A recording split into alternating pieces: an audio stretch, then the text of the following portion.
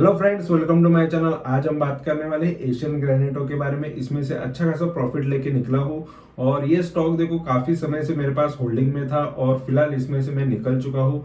अच्छा खासा प्रॉफिट लिया है फिलहाल और ऑलरेडी देखो ये स्टॉक जो था काफी गिर चुका था।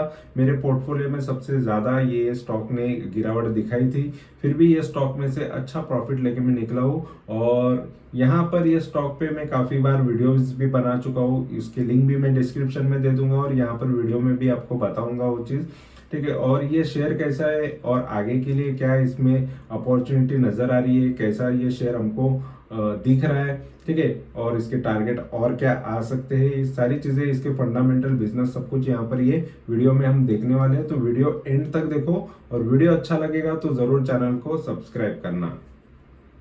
तो दोस्तों यहाँ पर मैं जस्ट दिखा देता हूँ। देखो ये है इसका वेबसाइट और यहाँ पर हम देखेंगे कि देखो ये एशियन ग्रेनाइटो जो शेयर है, यहाँ पर मैं आपको इसका इंट्रोडक्शन करा देता हूँ। तो एशियन ग्रेनाइटो एजीएल नाम से यहाँ पर इसकी ब्रांडिंग है और ये प्रीमियम का पप्पा करके यहाँ पर अभी इन्होंने एक नया टैगलाइन आपको नजर आएगा। और यहाँ पर आपको एक बॉलीवुड स्टार रणबीर कपूर आपको नजर आ रहे हैं और ये फिलहाल ये कंपनी के साथ जुड़े हैं एज अ ब्रांड एम्बेसडर।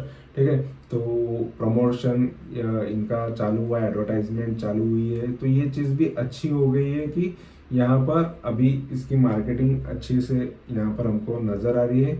और फिलहाल यहाँ पर ये एशियन ग्रेनाइटो एशियन टाइल्स टाइल्स में ये कंपनी है।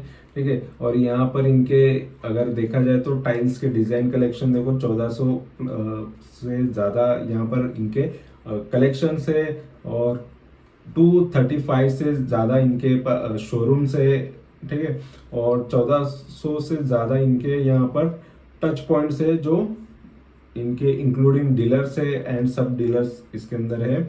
और 14 मैन्युफैक्चरिंग प्लांट्स है इनके और इनके ट्रेंडिंग प्रोडक्ट देख सकते हो। तो यहाँ पर देख सकते हो कि बैंको मैपल और यहाँ पर एमिनेम स्टोना इंडस ग्रीस और ये सारे चीज़ें यहाँ पर इनके प्रोडक्ट्स आप यहाँ पर देख सकते हो। ठीक है, तो टाइल्स है, लार्ज स्लैब्स टाइल्स है, यहाँ पर देख सकते हो जो जो यहाँ पर आपको नजर आए, फ्लोर टाइल्स है, वॉल टाइल्स है, तो ये सब कुछ यहाँ पर आपको नजर आए, मार्बल्स, बाथवेयर एक्सपोर्ट्स के लिए, तो सब कुछ यहाँ पर ये कंपनी कर रही है और बिजनेस यहाँ पर फिलहाल तो अच्छा है। देखो ये स्टॉक काफ़ी दब भी गया था, काफ़ी गिर भी गया था और यहाँ पर इस पर काफ़ी वीडियोस भी बन चुके हैं। तो यहाँ पर जस्ट मैं आपको वीडियोस दिखा देता हूँ। तो फिलहाल देख सकते हो ये जो कंपनी का यहाँ पर देख सकते हो ये शेयर जो है काफी समय से था, इस पे कई सारे ये एजीएल एजीएल करके आपको नजर आ रहे हैं। ये सारे वीडियोस मैंने बना चुका हूँ इस पर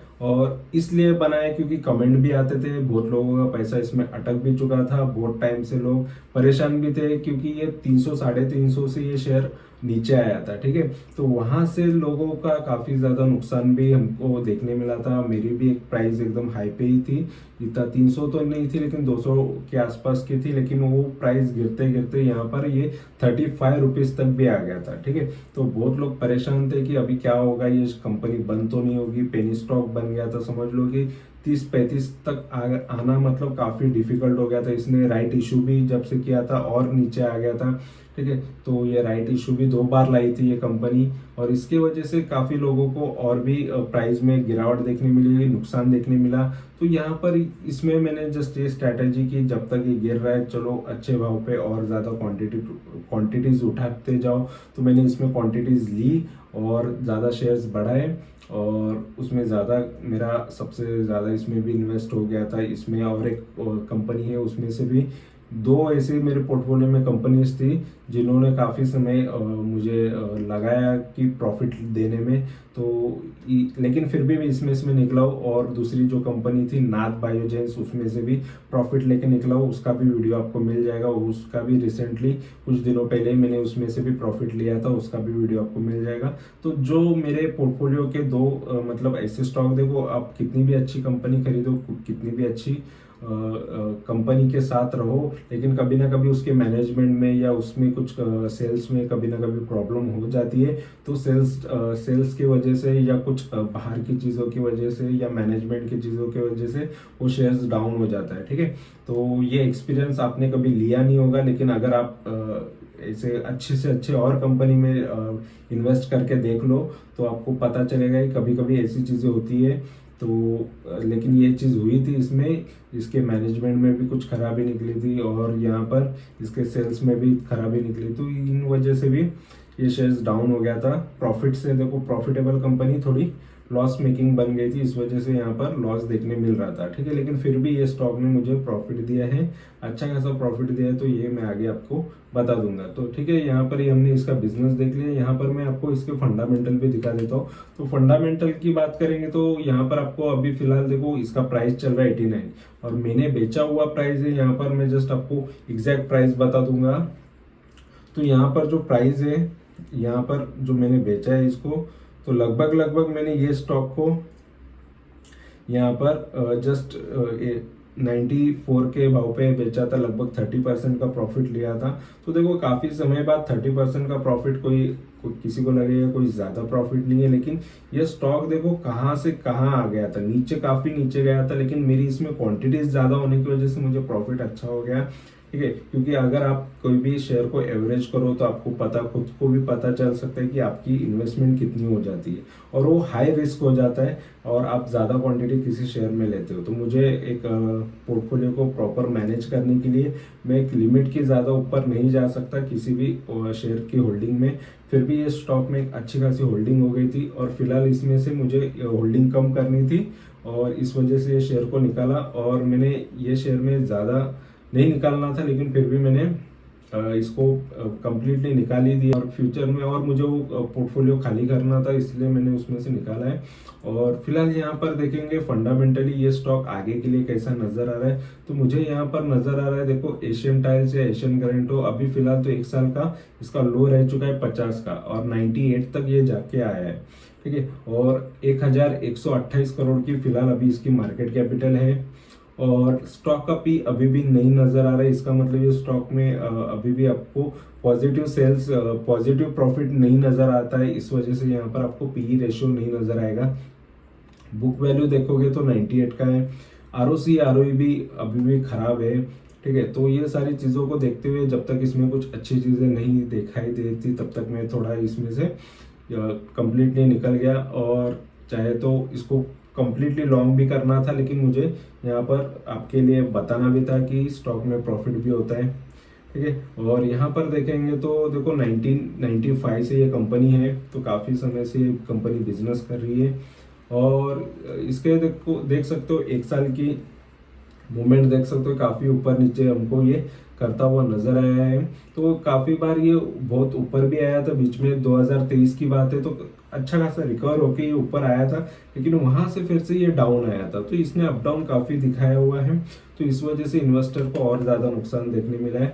देख, और 3 साल की बात करेंगे तो देखो ये 123 के भाव पे यहाँ पर आपको नजर आएगा। ये जस्ट 2021 की बात है, 2021 में ये 123 से यहाँ पर काफ़ी गिर गया था शेयर वहाँ से।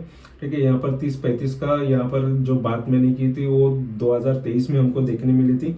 तो वहाँ से ये स्टॉक फिर से अच्छा खासा मल्टीबैगर जैसे रिटर्न इसने दिए 35 के भाव पे। जिसने नई एंट्री ली तो उसके लिए काफ़ी ये वरदान साबित हो गया, अच्छा खासा मल्टीबैगर स्टॉक बन गया उसके लिए, क्योंकि 35 से यहाँ पर 90 या 100 रुपया बन गया है इसलिए। और 5 साल की बात करेंगे तो देखो 5 साल में ये स्टॉक जो है आपको नजर आएगा। ये स्टॉक देखो 142 से काफ़ी नीचे गया, फिर यहाँ पर अगर देखते हो तो ये 193 भी गया, 193 से और नीचे आया। तो इसने काफ़ी उतार चढ़ाव दिखाए हैं।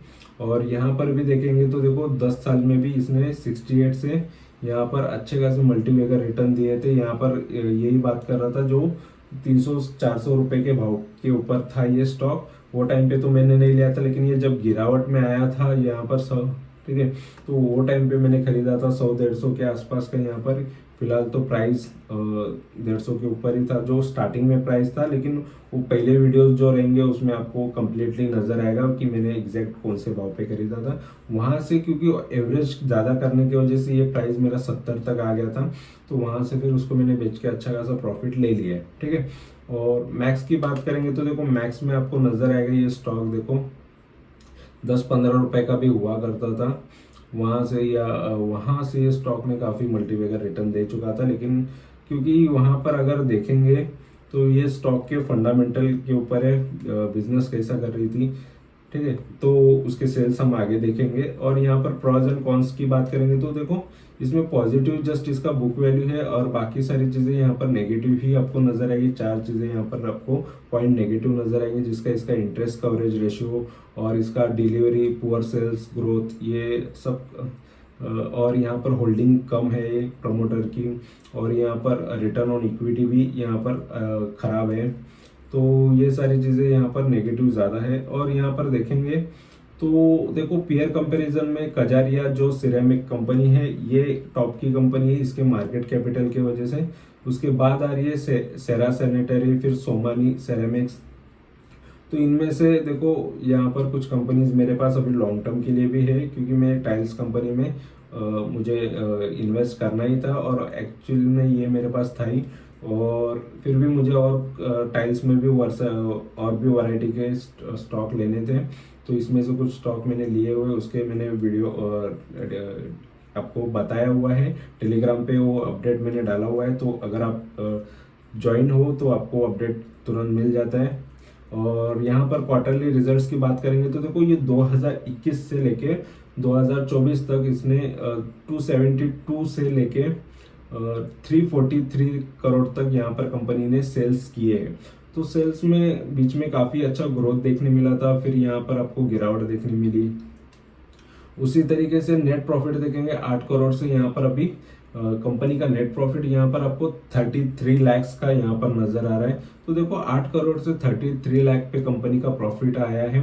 बीच में तो कंपनी लॉस कर रही थी, यहाँ पर देखोगे तो यहाँ पर नेगेटिव में चीजें नजर आएगी आपको, ठीक है। और यहाँ पर अगर हम देखते हैं इसके प्रॉफिट एंड लॉस की बात करेंगे तो प्रॉफिट एंड लॉस में आपको नजर आएगा ये जो कंपनी है यहाँ पर 708 करोड़ से लेके यहाँ पर 1530 करोड़ तक कंपनी के सेल्स में ग्रोथ देखने मिली। और वहां से अगर देखेंगे इसका नेट प्रॉफिट, तो नेट प्रॉफिट 17 करोड़ से लेके अभी फिलहाल नेट प्रॉफिट 2024 में इसने किया था लगभग 20 करोड़ का लॉस है, ठीक है। तो प्रॉफिट नहीं है, ये माइनस में फिगर है। तो और उसके पहले साल यानी 2023 में इसने 87 करोड़ का लॉस किया था। तो फिलहाल कंपनी लॉस कर रही थी, इस वजह से भी काफी इन्वेस्टर को नुकसान हमको देखने मिला था, ठीक है। और यहाँ पर स्टॉक में अगर 10 सालों से भी आप इन्वेस्टेड होते तो 3% के सालाना रिटर्न मिलते, जो है काफी खराब। 5 साल से इन्वेस्टेड होते तो यहाँ पर 9% माइनस में होते हैं सालाना, और 3 साल से इन्वेस्टेड होते तो 8% सालाना माइनस में रिटर्न होते, और 1 साल के बात करेंगे तो 40% के आपको अच्छे खासे रिटर्न इसने फिलहाल दिए हैं। तो जस्ट 1 साल के ही रिटर्न अच्छे मिले हैं, उसके पहले जितने भी लोगों ने इन्वेस्ट किया उनको खराब रिटर्न इसने दिया हुआ है। और बैलेंस शीट की बात करेंगे तो देखो बैलेंस शीट में आपको नजर आएगा कंपनी का, यहाँ पर बैलेंस शीट देखते हैं तो इसका अगर हम देखते हैं तो रिजर्व जो है, रिजर्व 240 करोड़ से यहाँ पर रिजर्व हमको बढ़ता हुआ 1100 करोड़ तक, 1116 करोड़ तक रिजर्व बढ़ा हुआ है, तो ये चीज अच्छी है। और बोरोइंग की बात करेंगे तो 252 करोड़ से लेके 248 करोड़ तक बोरोइंग है। तो 200 से लेके 250 करोड़ तक फिलहाल 250 करोड़ की बोरोइंग है। तो फिलहाल ये मैनेजेबल है, मेंटेन है। तो यहाँ पर लोन भी मैनेजेबल यहाँ पर नजर आ रहा है, तो कुछ ज्यादा लोन नहीं है। फिर भी कंपनी लॉस कर रही है, इस वजह से भी थोड़ा यहाँ पर फेयरफुल हमको रहना पड़ेगा, क्योंकि देखो और रिजर्व अच्छा है, इस वजह से हम थोड़ा कॉन्फिडेंस भी ये कंपनी पे रह सकते हैं, ठीक है। लेकिन यहाँ पर अगर हम बाकी चीजें देखेंगे तो शेयर होल्डिंग पैटर्न में तो मेजोरिटी शेयर अभी भी देखोगे तो पब्लिक के पास है, ठीक है। 67% पब्लिक की होल्डिंग है। फिर यहाँ पर सेकंड नंबर पे आ रहे हैं तो प्रमोटर की होल्डिंग काफी कम है, 29% की होल्डिंग है। और यहाँ पर फॉरेन के इन्वेस्टर का भी यहाँ पर होल्डिंग है, तो ये एक चीज अच्छी होती है। फॉरेन के इन्वेस्टर ने इसमें पैसे लगाए हुए हैं, तो ये एक चीज़ अच्छी है। 2.71% के। और डीएस की यहाँ पर होल्डिंग देखेंगे, डोमेस्टिक इन्वेस्टर भी यहाँ पर आए हुए हैं, तो ये भी चीज़ अच्छी है। इंडिया के जो म्यूचुअल फंड भी हो सकते हैं या कोई बड़े इन्वेस्टर, तो यहाँ पर डीएस में कौन है यहाँ पर भी आप मैं जस्ट दिखा सकता हूँ। तो फिलहाल यहाँ पर नहीं दिखा रहा है। तो फिलहाल इंडिया के बड़े इन्वेस्टर्स यहाँ पर डीआईएसबी इसमें इन्वॉल्व है। तो सब कुछ यहाँ पर फिलहाल देखो, जो भी कंपनी में है वो चीज़ यहाँ पर मैंने बता दी है।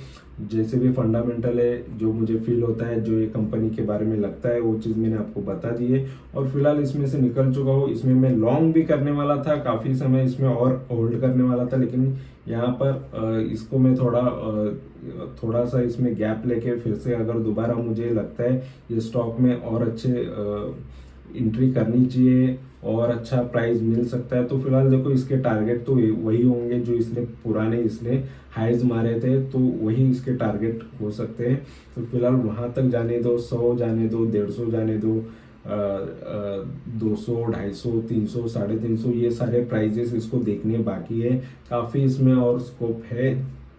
जैसे जैसे सेल्स अच्छे आएंगे, जैसे जैसे प्रॉफिट अच्छे आएंगे, ये शेयर ज़रूर कमा के देगा, कंपनी ज़रूर कमा के देगी। जस्ट इसके फंडामेंटल में और सुधार आ जाएगा, क्योंकि एडवर्टाइजिंग चल रही है, मार्केटिंग चल रही है, तो सब कुछ यहाँ पर अच्छा होते हुए नज़र आएगा। और फिलहाल यहाँ पर जस्ट हमको फंडामेंटल पे ही फोकस करना है, बाकी कंपनी का बिजनेस तो मुझे अच्छा नज़र आ रहा है। तो ये वीडियो अच्छा लगा, इन्फॉर्मेशन अच्छी लगी तो ज़रूर चैनल से जुड़ो, चैनल को सब्सक्राइब करो, लाइक करो, कमेंट करो, दोस्तों के साथ शेयर करो। Thank you very much for watching my video. Thank you, bye bye.